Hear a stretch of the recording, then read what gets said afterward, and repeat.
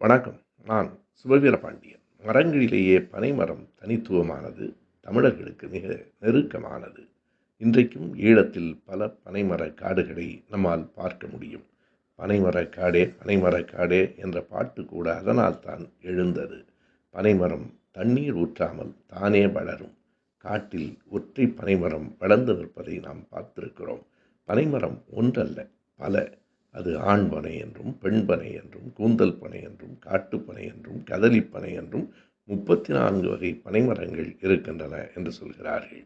பனைமரத்தின் ஒவ்வொரு பகுதியும் நமக்கு பயன்படும். அதனுடைய பனங்கிழங்காக இருந்தாலும் சரி, நுங்காக இருந்தாலும் சரி, பனை வெல்லத்திலிருந்து எடுக்கப்படுகிற பனங்கற்கண்டாக இருந்தாலும் சரி, அத்தனையும் நமக்கு பயன்படுகிற பொருள்களாக இருக்கின்றன. இவை எல்லாவற்றையும் தாண்டி நம்முடைய பழந்தமிழ் இலக்கியங்களை பனை ஓலைகள்தான் தாங்கி நின்றன என்பதும் வரலாறு. அதனால் பனை மரம் ஒரு விதத்தில் தமிழ் மரம் என்றும் நாம் சொல்லலாம்.